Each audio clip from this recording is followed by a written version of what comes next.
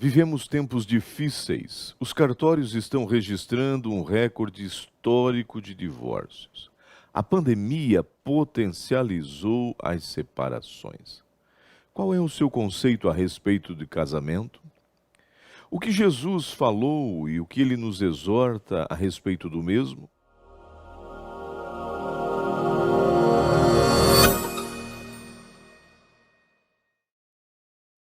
A paz do Senhor, eu sou o pastor Emílio Enklein e estamos aqui para mais uma lição da Escola Bíblica Dominical.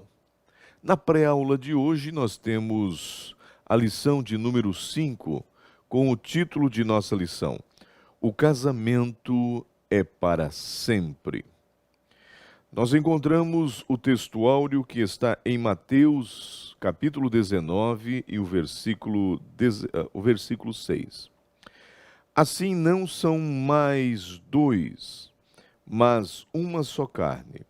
Portanto, o que Deus ajuntou, não separe o homem.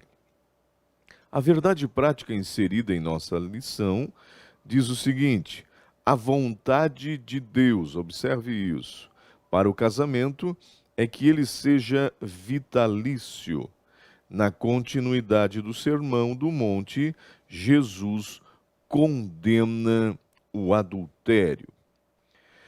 Esse assunto de hoje é por demais relevante, importante e muito sério. Nós vamos tratar aqui de uma exortação de Cristo aos fariseus que, de forma legalista, tratavam a lei de uma forma totalmente diferente do conceito do próprio Cristo. A leitura bíblica em classe está em Mateus capítulo 5, versículo 27 ao 32. Nós não vamos ler, mas o professor fará isso em classe. Vamos introduzindo a nossa lição. Nós vimos aqui o Sermão do Monte em que Jesus evidencia a justiça e o caráter do discípulo acima da postura dos escribas. O Senhor está fazendo um contraponto, o Senhor está trazendo uma palavra que vai totalmente contra aquilo que os escribas e fariseus ensinavam. Ao lermos Mateus 5, do 27 ao 32, nós estamos diante do segundo discurso de Cristo em relação ao que a lei dizia. Ele sempre vai usando esta expressão: ouviste o que foi dito, não adulterarás. Eu, porém, vos digo, qualquer que olhar para uma mulher, olha o que o Senhor acrescenta, ele coloca mais um mandamento aqui: aquele não cobiçarás. Qualquer que olhar para uma mulher com intenção impura no coração, já adulterou com ela. Novamente, Jesus vai confrontar os ensinos dos escribas e dos fariseus. Quanto a este mandamento mosaico, eles tinham um conceito totalmente externo. Aí o Senhor vai dizendo: o pecado não está apenas na execução. O pecado já começa no coração. Não é apenas no ato físico consumado, mas começa lá. E aí nós vamos aprender com Jesus quando ele realça o sétimo mandamento e está dando grande valor ao casamento, mostrando que o adultério é um pecado que começa no interior do homem. É triste dizer, mas muitos estão querendo fugir desta responsabilidade, fugir de suas responsabilidades, da vida a dois, do compromisso que é viver a dois, buscando explicações psicológicas, comportamentais, desculpa dos temperamentos, da fragilidade humana, e então, para dar vazão, para dar consideração a esta atitude que diante de Deus é pecado. Nós estamos vivendo dias muito difíceis. Hoje, uma sociedade que tolera tudo. E o mais triste disso é que está penetrando no meio de nossas academias, faculdades e até mesmo nas igrejas, em especial no meio de lares, aonde de modo delicado querem justificar questões que são muito sérias como esta. Nesta lição, nós estudaremos a respeito do caráter vitalício do casamento. Veremos que a Bíblia condena o adultério e afirma a durabilidade do casamento. Num contexto em que a instituição do casamento é tão atacada, apresentamos um estudo que fortalecerá a instituição do casamento e vai apresentar o seu caráter divino, pois foi Deus quem instituiu o casamento. Vamos então para os subsídios do tópico de número 1. Aí nós vamos encontrar em nossa lição o primeiro tópico, a condenação do adultério e a definição de adultério. Nós vimos então, atentando para a palavra de Deus, quanto a este assunto, compreendemos que o adultério fala de um tipo de coabitação entre uma pessoa que é casada com outra que não seja seu cônjuge, referindo-se a ambos os sexos. À luz de 1 Coríntios, no capítulo 5 e versículo 1, isso é denominado também de fornicação, que do grego é um substantivo feminino porneia, que dá origem também à pornografia, que significa ter relação sexual ilícita. As Escrituras Sagradas se posicionam firmemente contra o adultério, porque no propósito divino isto jamais deveria ser praticado.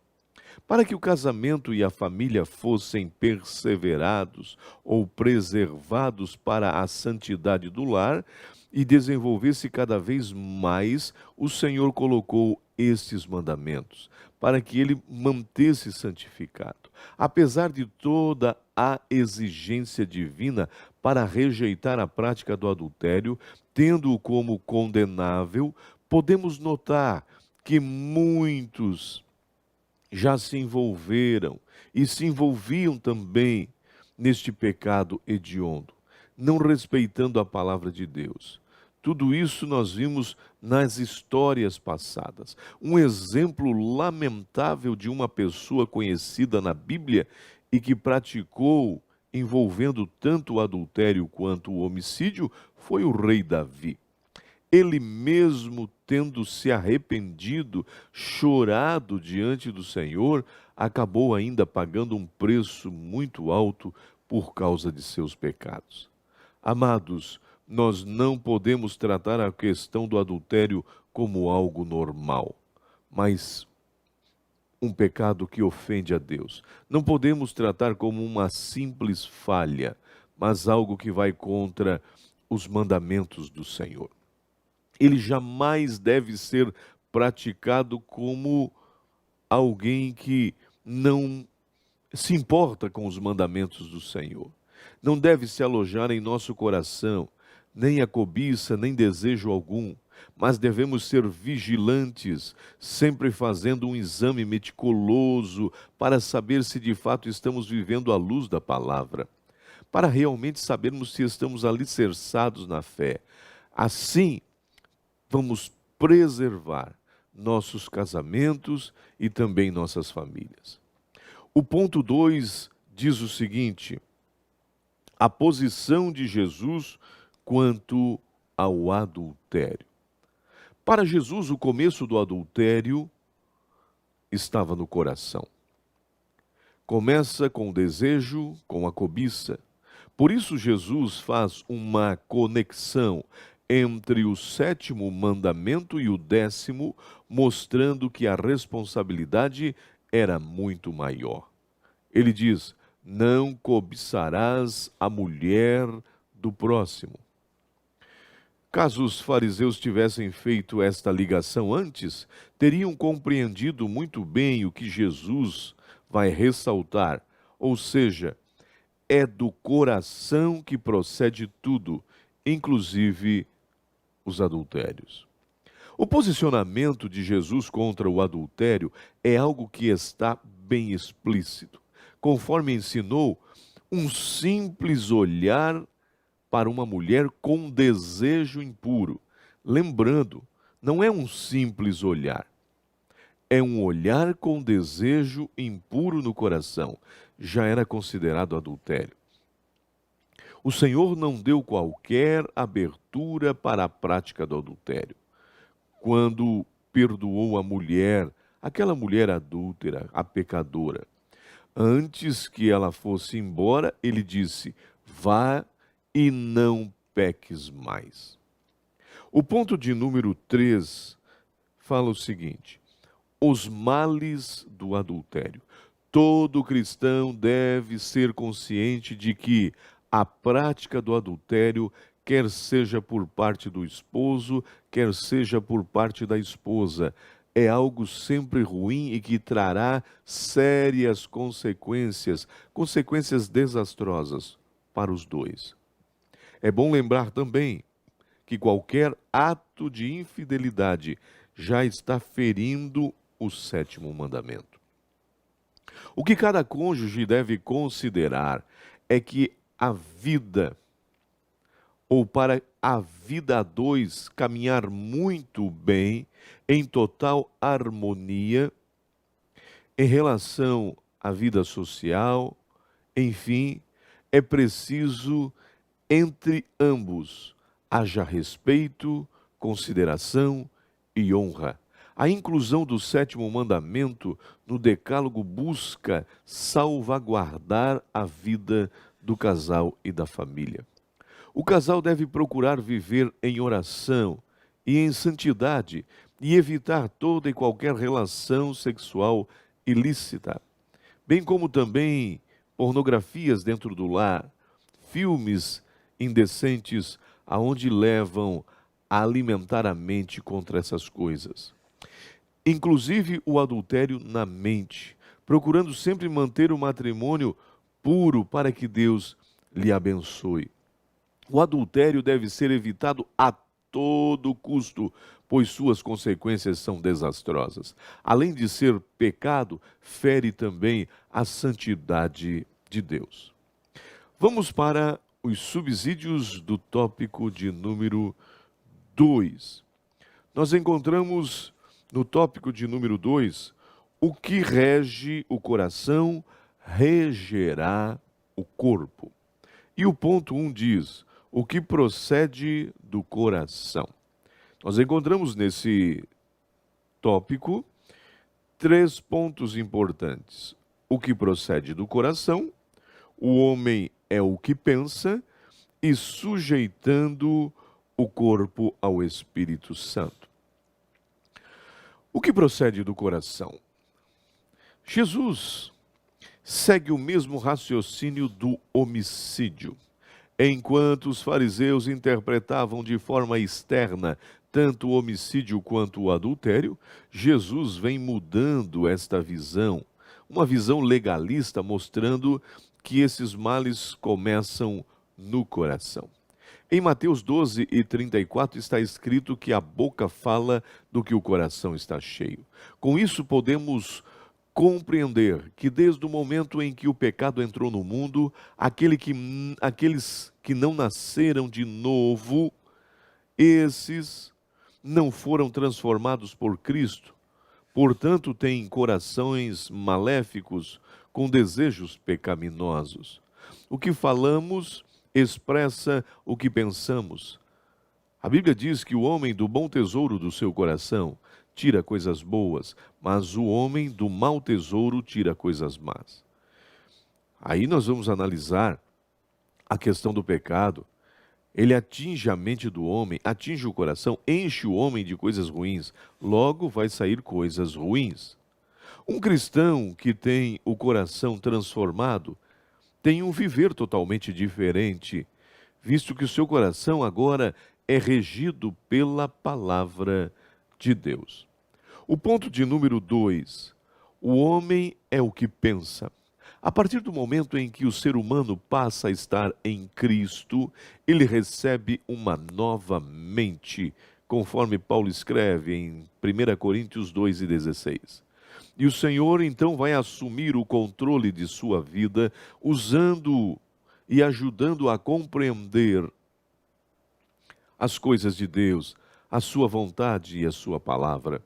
A mente do cristão caminha sempre para a perfeição, desejando compreender a vontade do Senhor, a santidade que Deus exige, o desejo de viver cada vez mais no amor do Senhor. Como nova criatura, o cristão pensa como Cristo Jesus pensa, pois tem uma nova mente e segue o conselho de Paulo. Finalmente, irmãos, tudo que é verdadeiro, tudo que é responsável, tudo que é justo, tudo que for respeitável, tudo que é puro, tudo que é amável, tudo que é de boa fama, se há virtude e se há algum louvor nisto, seja o que ocupe o vosso pensamento. Ninguém está isento das tentações, claro que não, mas é preciso revestir-se do novo homem, do homem interior, produzido por Cristo, para jamais cometer atos pecaminosos por meio do corpo. A saída é pedir para Jesus fazer uma transformação na mente, no coração, dar-nos um novo coração. Como diz aquele louvor, dai-me um novo coração, quero um coração igual ao teu. Isso nos levará a glorificar o nome do Senhor. O ponto de número 3, sujeitando o corpo ao Espírito Santo. Quer equilíbrio em suas ações? Deixe ser dominado pelo Espírito Santo. Sim, teologicamente, quando falamos do corpo humano, podemos dizer que ele é o veículo pelo qual o Espírito Santo trabalha para ser denominado um tabernáculo. Nós somos templos do Espírito Santo. Sendo assim, torna-se então morada do Espírito Santo, aonde ele vai dominar este corpo, será dominado por ele. O cristão que vive no Espírito não terá seu corpo sujeito aos desejos pecaminosos, mas primeiramente ele será totalmente entregue ao Senhor, porque ele será regido pela palavra de Deus. Em segundo lugar, sabe que o melhor destino para quem segue a Deus é a eternidade com Deus. Não poderá passar uma eternidade sem Deus, ele sabe disso. Então nós vamos aprendendo que é melhor estar cheio de Deus para evitar tantas tristezas, tantos pecados. Vamos então para o último tópico de nossa lição. O tópico de número 3. A indissolubilidade do casamento. Em outras palavras, o casamento é indissolúvel, não se dilui, isso não se desmancha. Vamos então para o ponto de número 1. O casamento na perspectiva bíblica, ou seja, o casamento na ótica bíblica. O que ela nos passa? Na perspectiva bíblica, o casamento é feito entre um homem e uma mulher debaixo da ordem divina. Então entendemos que aqui prevalece a heterossexualidade. É um homem e uma mulher. Isto é muito sério e tem que ser levado em consideração. Paulo diz que não podemos nos conformar, lá em 12 de Romanos, com o modelo ou estilo da vida da sociedade mundana. Por exemplo, é dito para os jovens que hoje o mundo rege isso e diz que hoje, antes de se casarem, eles devem experimentar o sexo, a vida sexual, para ver se combinam com o seu parceiro. Contudo, a Bíblia ensina totalmente o contrário. Não é assim. Tem que haver santidade. O livro de Cantares é um livro do amor conjugal, do amor da vida a dois. Mostra que deve ser o amor do esposo e da esposa no relacionamento. E ali mostra um relacionamento eros, isto é, o amor sexual. Não há problema nenhum deste amor sexual no casamento. Em Provérbios é dito como desfrutar deste prazer entre ambos e como ele deve ser desenvolvido. Por meio da passagem de Gênesis 29, do 11 ao 18, nós vimos Jacó, como o homem sentiu atração sexual, sentiu-se atraído por Raquel, mas ela só foi possuída por ele quando seguiu todo o protocolo e todo o costume da época, no momento em que foi entregue pelo seu pai, lá no casamento. A Bíblia relata que o casamento deve ser marcado pela alegria, pelo prazer conjugal. Na apreciação do corpo masculino e do feminino, como bem exposto por Salomão em Cantares e por Paulo lá em 1 Coríntios no capítulo 7, deve haver essa apreciação entre o casal. Pelas passagens citadas, compreendemos que o casamento era tanto para a procriação, como também para o prazer da vida a dois. O ponto de número 2 do nosso tópico diz: o que fazer para que o casamento seja para sempre? Eu devo fazer a minha parte como esposo. A esposa deve fazer a sua parte. E sempre ouvimos: ninguém casa para se separar. De fato, Deus criou o casamento com o propósito desta união permanecer para sempre. Porém, desde que o pecado entrou no mundo, afetou também o relacionamento. Quem se casa deve entender que está tomando um novo caminho e deve ter sempre a atitude de olhar para frente, nunca para trás. Se alguém deseja manter um casamento saudável, deve desenvolver um equilíbrio. Sim, um equilíbrio em todas as áreas de seu casamento. Na área espiritual, na área conjugal, na área financeira, deve desenvolver isso. Sua vida espiritual deve ser nutrida, visando sempre a comunhão com Deus, através da oração, leitura da palavra e frequência na igreja, estar congregando regularmente, ter um pastor, uma autoridade sobre eles. Sua vida conjugal deve estar sempre em manutenção, com aquilo que eu costumo chamar de gravetos para uma vida conjugal saudável. E como eu devo fazer isso? Eu posso desenvolver o respeito, a amizade, o bom tratamento, o carinho, a dignidade, entre outros. Palavras de motivação, palavras de amor, são gravetos para uma vida conjugal saudável. No casamento há tanto deveres a ser cumprido como também direitos a ser recebido. Mas o apóstolo Paulo ensinou que esses deveres é tanto para o homem quanto também para a mulher. Quando ambos são conscientes destas verdades, a vida a dois poderá ser bem mais desenvolvida, vivida e desenvolvida como Deus quer. Deste modo, essa união será para sempre. O último ponto de nossa lição vai dizer: o casamento é uma união indissolúvel. Não podemos jamais duvidar que o propósito de Deus para o casamento é que seja uma união indissolúvel. É este o propósito de Deus. Isso se confirma muito bem pelo meio da citação, através da citação de Gênesis 2 e 24. Inclusive, o assunto que Jesus fez foi baseado nesse texto. É compreensível também que, pela citação de Marcos 10 e 9, está claro que Deus está dizendo: o que Deus ajunta não separa o homem, mas aqui dá para perceber que o homem é quem separa. Deus ajunta, mas muitos homens é que separa, e é verdade. Sempre é dolorido falar sobre o divórcio, visto que já se trata da destruição de um casamento.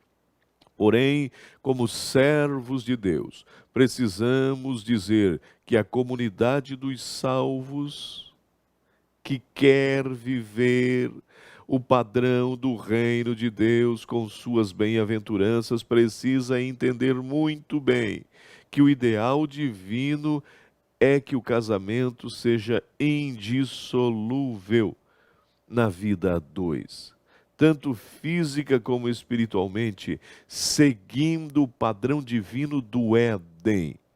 Os dois serão uma só carne.